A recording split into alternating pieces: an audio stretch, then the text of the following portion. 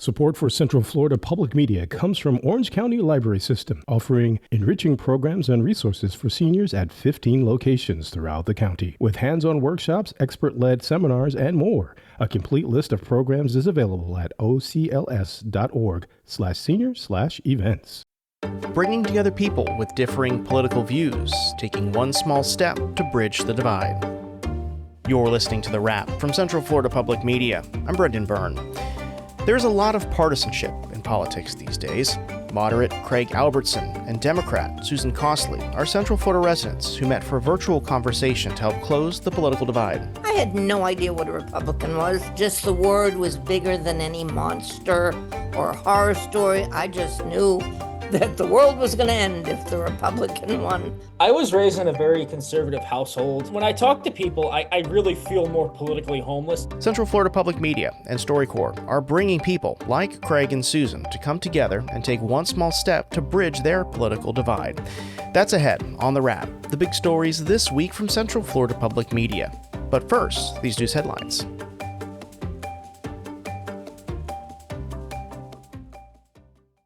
Several Central Florida Democratic leaders and community advocates this week denounced a surge in immigration enforcement and reports of a possible detention center in Orlando. Last week, a senior immigration and customs enforcement official told TV reporters that a large warehouse in East Orlando is being looked at as a possible site. Congressman Maxwell Alejandro Frost said the community rejects the ICE facility, that it will only create, quote, more harm, more trauma, and more suffering. Orange County Commissioner Nicole Wilson said local government could have zoning concerns. Wilson said she's prepared a memo with possible draft language addressing the use of a warehouse in an industrial area to house people. ICE did not respond to emails from Central Florida Public Media seeking information on the possible detention site. Parents are weighing in as Orange County Public Schools considers closing 7 schools due to low enrollment numbers and budget costs. Central Florida Public Media's Marion Summerall reports at a listening session at one of those schools, parents and guardians voiced their concerns over the rezoning and possible closure of their elementary school. Close to 100 people gathered at Eccleston Elementary in Orlando for the school's consolidation and rezoning meeting, which are underway for all of the potentially affected schools. While the school board has yet to make a final decision, parents like Michelle Harris worry for the well-being of her kids if this closure happens. At the meeting, members of Orange County Public Schools presented potential rezoning plans and answered questions from the public about the process and how families and students might be impacted. The district's director of student enrollment, Stacy Neal, says she understands the frustrations from families and that the district is listening. The district is collecting feedback on the rezoning plans and encourages parents to attend future meetings as the board considers the closures in the coming months. Marion Summerall, Central Florida Public Media. Meanwhile, the Brevard County School Board has unanimously voted to close Cape View Elementary in Cape Canaveral. The change will take effect for the 2026-2027 school year. Central Florida Public Media's education reporter Danielle Pryor says students will attend Roosevelt Elementary School instead. With the school board vote, Cape Canaveral's last public elementary school will close. The city wanted the board to delay the vote by a year. Students and teachers will be transferred to nearby Roosevelt Elementary School and will be bused to that school starting next school year. That was Central Florida Public Media's Danielle Pryor reporting. 2 Florida House committees advanced property tax proposals this week that could go before voters later this year. Over the objections of Democrats and local government officials concerned about reduced revenue and declining services, the Republican-dominated House Ways and Means Committee approved a measure that, if approved by voters, would increase the homestead exemption by $100,000 over the next decade. House Representative Monique Miller says her plan is intended to give local governments time to adjust to the eventual elimination of non-school property taxes in 10 years. Over the last several years, property tax burdens have increased sharply at a time when Floridians are struggling with inflation, high insurance costs, and record-level government spending. Senate President Ben Albritton told reporters Thursday that he continues to get input, but he's not certain what the Senate position will be or if it will need to be addressed in a special session, as Governor Ron DeSantis has suggested. The time that we're taking to do the measuring that you've all heard me talk about is yielding good results. And, at some point, I think sooner than later, we're going to have that public conversation about where the Senate is.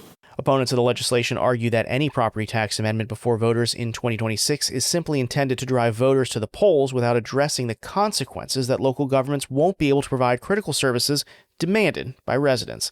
These stories and more on our website. Visit cfpublic.org. In Central Florida, immigration enforcement has become more visible and for many families more frightening. Some are holding vigils. We gather for every person, regardless of citizenship status, who fears for their family and their lives this day. But other residents support ICE's role in immigration enforcement, saying the efforts are targeting criminals. How Central Florida views immigration policy and ICE's presence. That's this week on Engage. Get it where you get this podcast. Have you ever held on to a belief from childhood that shaped how you saw an entire group of people? And what would it take to let that go? Central Florida Public Media and StoryCorps are bringing together strangers with differing political views for guided conversations. This week, we hear from 77-year-old Democrat Susan Costley and 30-year-old moderate Craig Daniels.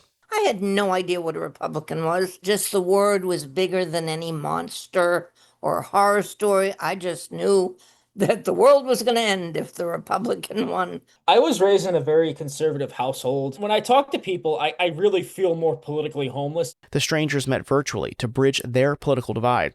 They started by talking about how their fathers introduced them to politics. When I was young, my dad went to law school, but he never finished.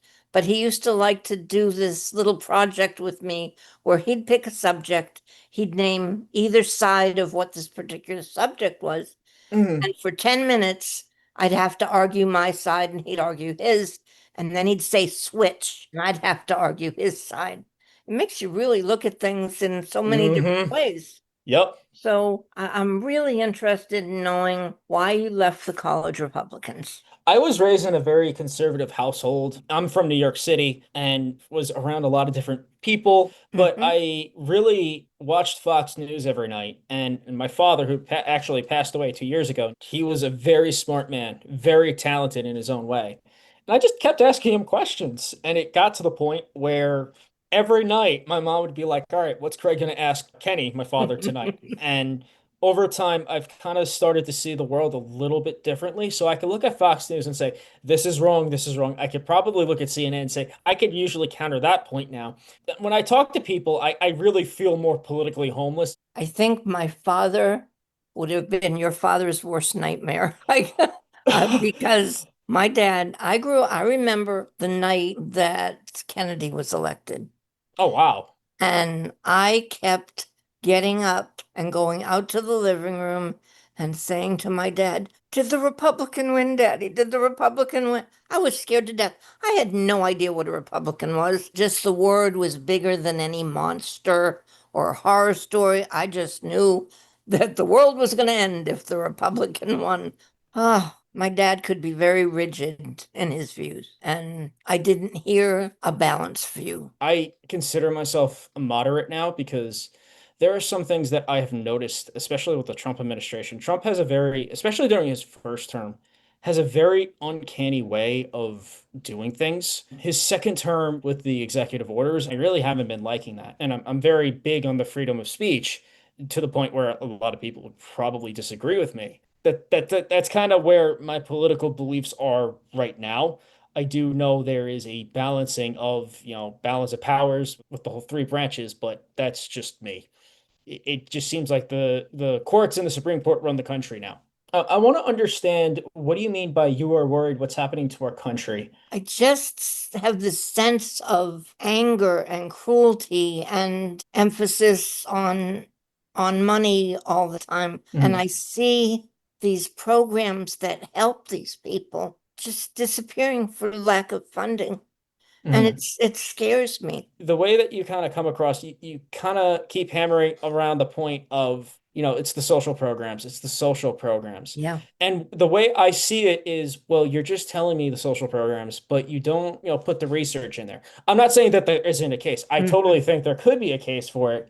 But if you just, say something, I would say maybe help give an example. But if you give maybe also a data point or two and the definition, And when you start building that, I think you have a lot more people to help you see more of your point of view. I appreciate that. Thank you. I do feel like that's something that a lot of the left do. But if you dig a little bit deeper, you meet the more of the conservative people where they are, because they're more logical, they're more individual. When you ask about, specifics, I'll give you a specific instance where funding has been cut.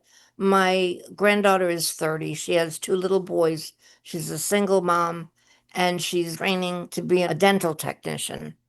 But they cut the funding, not completely, but way back, for the funds to provide daycare. So my daughter works from home very long hours. My granddaughter needs to go to school. It's just 2 days a week, but there's no place else for the little boys to be but here. So the 2 kids who are doing their schoolwork, homeschooling, they take turns coming down and watching them. Sometimes they're in my room because I have the aide here who is gracious enough to put up with that. A little bit more funding would help women like my granddaughter to be able to get to the point where she's making money and can provide a good life for her children.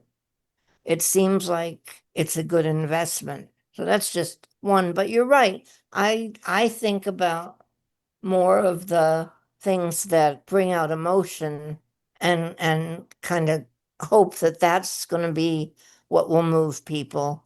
But you're right, they need to know the numbers too. So I feel like I need to hear more, and this was a very good conversation to, kind of kick that off. So thank you for bringing that out in me. I do need to hear more because I just do. Craig, I could tell you stories for hours. Oh, I don't doubt that at all. Oh, I learned that I need to have more facts and figures to go along with the stories. I'm going to be 77 in a month, and I'm in bed all the time, and I want to have some value. I'm going to start doing more research. Can I ask one more question? When you left the Young Republicans, how did your dad take it? Oh, he didn't care. Okay. No, he's not the type of person that was like, you have to be the staunch Republican. He was just like, whatever, it is what it is. My dad would have had a fit. Oh my Lord.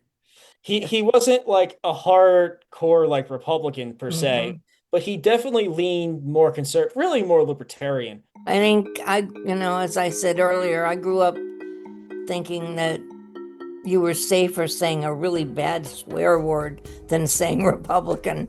And I've gotten past that. Still strong Democrat, but I'm not afraid of the Republicans as much as I was as a child. I'm happy I got to meet you. Thank you. To hear more One Small Step conversations, visit cfpublic.org. That's it for the wrap this week. This podcast is produced by Central Florida Public Media with editorial assistance from News Director LaToya Dennis. I'm Brendan Byrne. This is The Wrap.